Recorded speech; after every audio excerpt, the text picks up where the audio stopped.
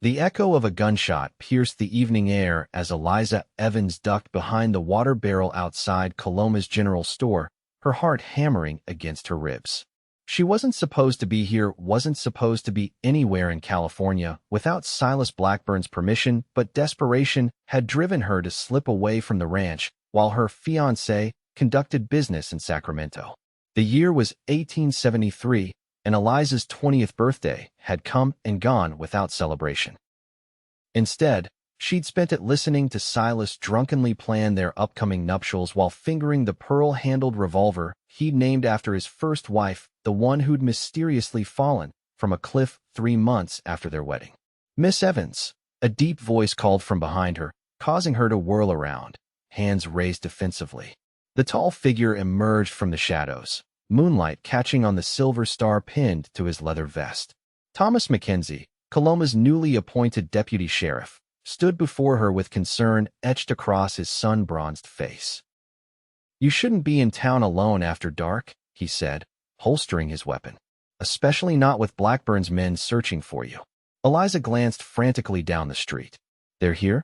Already?" Thomas nodded grimly. "Rode in about an hour ago, tearing apart every establishment looking for you." He hesitated, then extended his hand. "Come with me. I know somewhere safe." Eliza hesitated. At 25, Thomas was known throughout El Dorado County as an honorable man, but trusting anyone seemed dangerous now. "I can't involve you in this." "If Silas finds out, Miss Evans," Thomas interrupted, his blue eyes serious beneath the brim of his hat. "I became involved the moment I saw that bruise on your wrist last month when you came to town for supplies."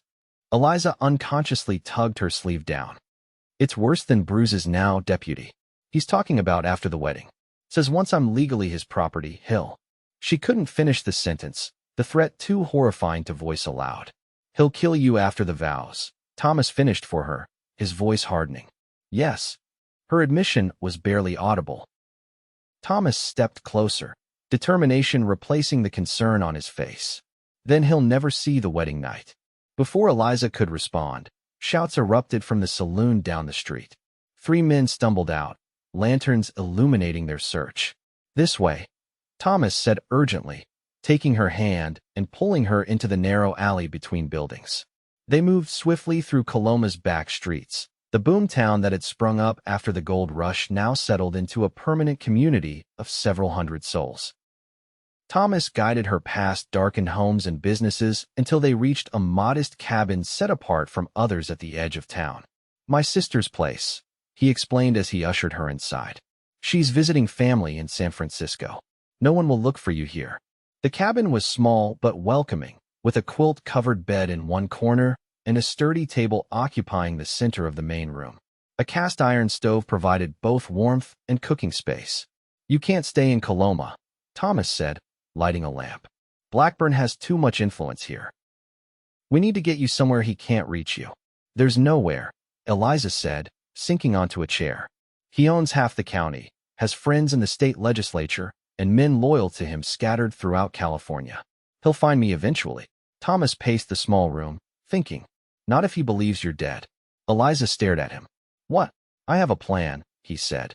"But you'll have to trust me completely." "I barely know you," she replied honestly. Thomas stopped pacing and sat across from her. "Then let me tell you who I am, Eliza Evans. I came to California after the war, hoping to find peace after seeing too much bloodshed. I worked the mines until they dried up, then ranched, and now I wear this badge. I've never broken my word, and I'm giving it to you now. I will not let Silas Blackburn harm you." His sincerity was unmistakable, and Eliza found herself nodding slowly. "Tell me your plan." "Tomorrow, there will be a tragic accident at the river crossing," Thomas explained. "A young woman, you will be swept away. We'll plan enough evidence to make it convincing. Meanwhile, I have a friend who runs a stagecoach line. He owes me a favor and can get you to Nevada." "And then what?" Eliza asked. "Live in hiding forever." Thomas leaned forward. "Only until I can prove what Blackburn did to his first wife. I've been gathering evidence for months. With you safe, I can complete my investigation without worrying about your safety." "Why would you do this for me?" Eliza whispered. Thomas's expression softened. Because no one else would when my sister found herself in similar circumstances years ago. By the time I arrived, it was too late. He cleared his throat. Get some rest. Tomorrow will be challenging. Eliza couldn't sleep that night, lying awake listening to Thomas keeping watch from a chair by the window, his silhouette a comforting presence against the moonlit glass. Dawn broke with a flurry of activity. Thomas returned from an early errand with a bundle of women's clothing. These belonged to Mrs. Wilson's daughter before she moved east, he explained. We need to change your appearance. Eliza changed into the simple blue dress, and Thomas helped her trim and darken her honey blonde hair with walnut dye.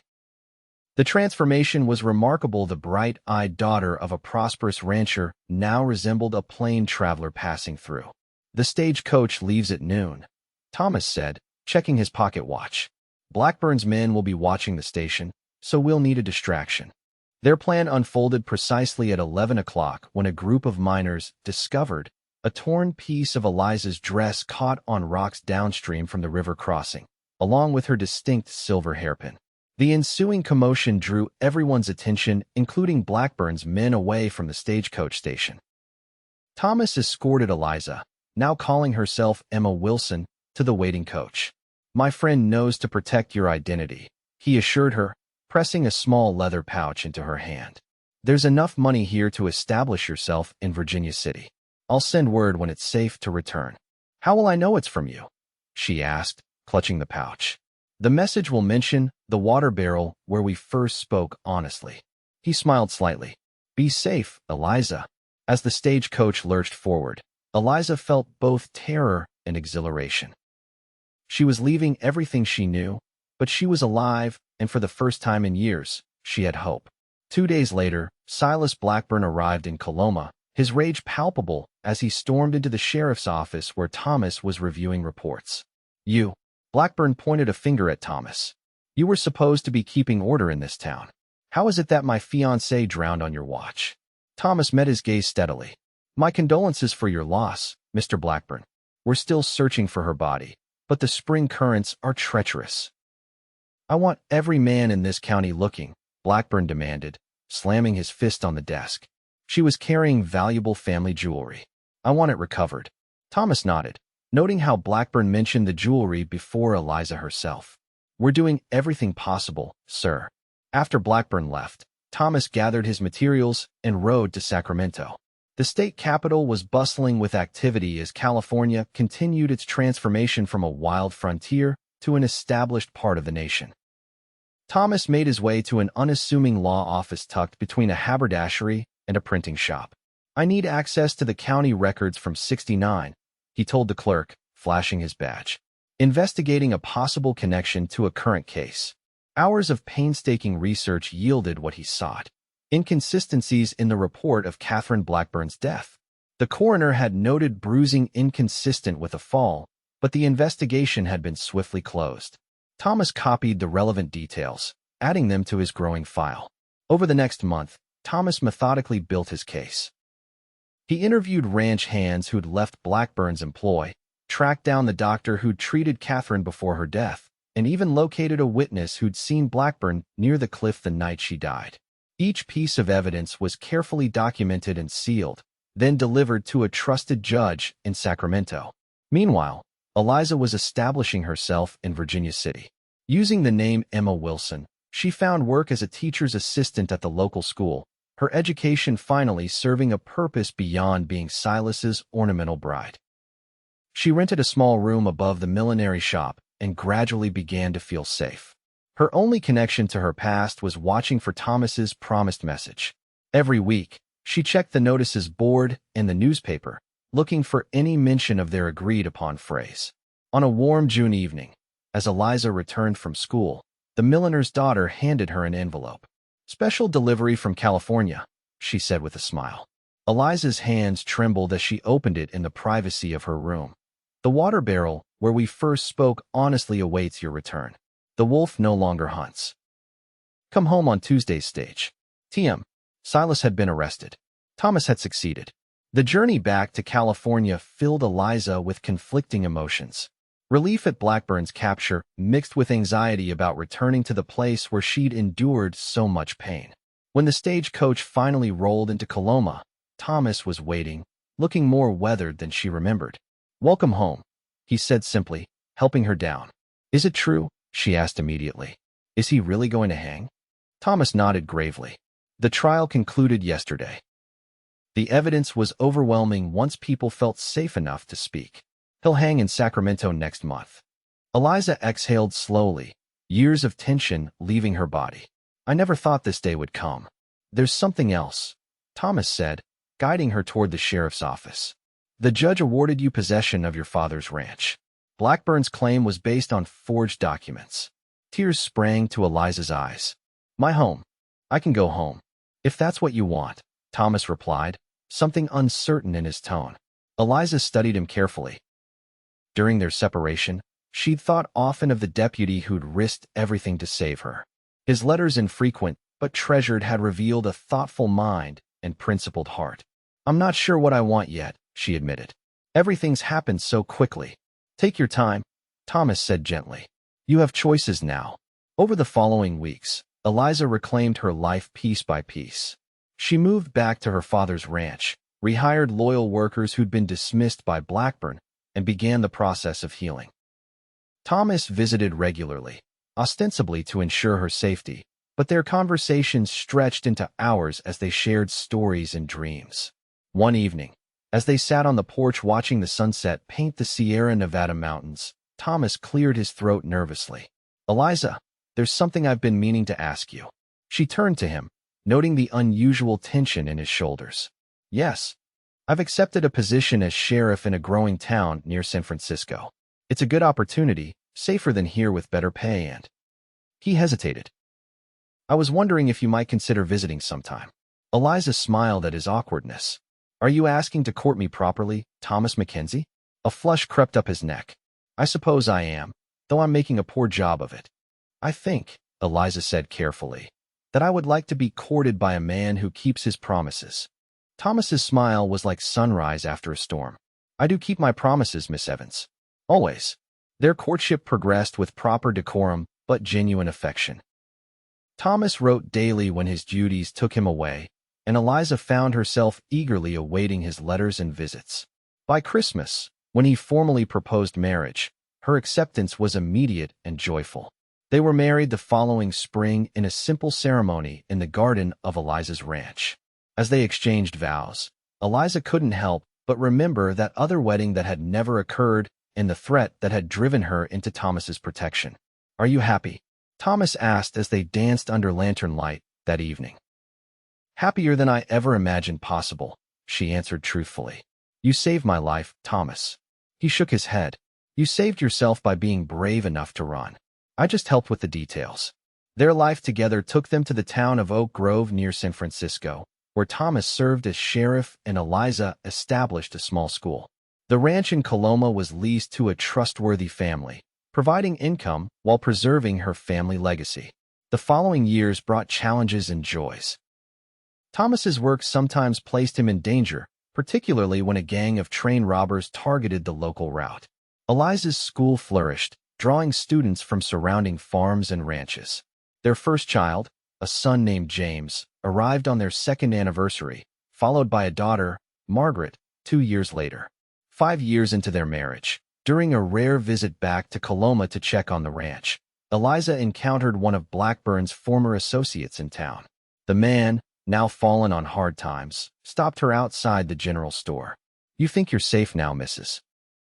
Mackenzie," he muttered, alcohol heavy on his breath. But Silas had friends who haven't forgotten. Thomas, who had been purchasing supplies nearby, appeared at her side instantly. "Is there a problem here?" The man backed away quickly. "No problem, Sheriff. Just reminiscing with an old acquaintance."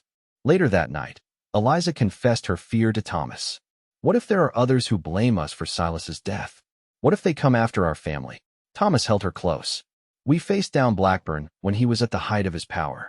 We won't live in fear of his shadow." The next morning, Thomas made inquiries around town, discovering that the man's threat was empty. Most of Blackburn's associates had either reformed or moved on to other territories. Still, the incident reminded them that their past could occasionally intrude on their present. "Perhaps it's time for a fresh start," Thomas suggested. I've been offered a position with the U.S. Marshals. It would mean traveling, but also the chance to help establish law in newer territories. Eliza considered the idea. Where would we be based? Denver, initially. It's becoming quite civilized, with good schools for the children. The decision wasn't easy, but by summer they had sold the ranch in Coloma and relocated to Colorado. Denver in 1880 was a growing city, balancing frontier ruggedness with eastern refinements. Their home on the outskirts offered views of the mountains and space for the children to play. Thomas's work as a marshal brought both prestige and risk, but he always prioritized returning to his family. Eliza established another school, focusing on educating girls who might otherwise be denied formal learning. One evening, as they watched 8-year-old James and 6-year-old Margaret playing in the yard, Thomas took Eliza's hand. "Do you ever regret it?" he asked. "Leaving California? Choosing this life with me?" Eliza squeezed his hand. "Never. Every choice led us here, and here is exactly where I want to be." Their life wasn't perfect. Thomas's duties sometimes kept him away for weeks, and Eliza occasionally struggled with the responsibility of managing everything in his absence. But the foundation of trust they'd built that first night in Coloma never wavered. As the children grew, they shared carefully edited versions of how their parents met. The story became family legend, how a brave deputy had helped a woman escape a dangerous man, how justice had prevailed, how love had blossomed from crisis. "Tell us about the water barrel again," Margaret would beg on stormy nights when Thomas was home, and Eliza would smile at her husband across their children's eager faces. "Well, I was hiding, you see, afraid and alone. And then this tall deputy appeared and made me a promise." When Thomas was 50 and Eliza 45, he accepted a less demanding position training new marshals, allowing him to be home more consistently. James had followed his father into law enforcement, while Margaret pursued medicine opportunities that would have been unimaginable in the world Eliza had nearly been trapped in with Silas Blackburn. On their 25th wedding anniversary, Thomas took Eliza on a surprise journey back to California. Coloma had changed, the gold long gone. Many buildings abandoned, but the spot where they'd first met remained.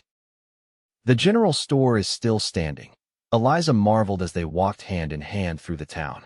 "And look," Thomas pointed, "even the water barrel." It wasn't the same barrel, of course, but it sat in the same location where a frightened young woman had hidden from her pursuers, and a determined deputy had made a promise that changed both their lives. Thomas pulled her close. "I've loved you since that moment, you know. Even when I was just trying to protect you as my duty, something in my heart recognized you."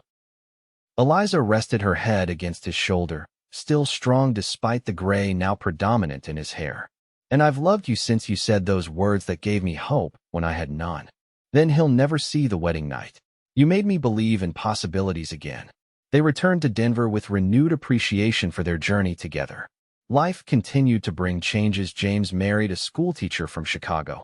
Margaret completed her medical training and established a practice serving women and children, and eventually, grandchildren came to fill their home with new energy. In 1898, as the century neared its end, 70-year-old Thomas suffered a mild stroke that left him with a weakened left side. Eliza, still vibrant at 65, became his devoted caretaker while continuing her educational work. "You don't have to stay by my side constantly," he told her during his recovery. "I know you have your students. You once crossed a dangerous river to bring me messages when we were apart," Eliza reminded him. "You can endure my hovering now." Thomas recovered sufficiently to enjoy several more years of active life, though he used a cane and tired more easily. They celebrated their golden wedding anniversary in 1903, surrounded by family, friends, and former colleagues who traveled from across the country to honor the couple who had influenced so many lives. During the celebration, James raised a toast to his parents, to the deputy who promised protection and the woman brave enough to trust him. "Your love story taught us that courage isn't about being fearless, it's about facing fear with someone by your side." Later that evening, as Eliza and Thomas sat alone on their porch watching the stars emerge over Denver, she squeezed his hand.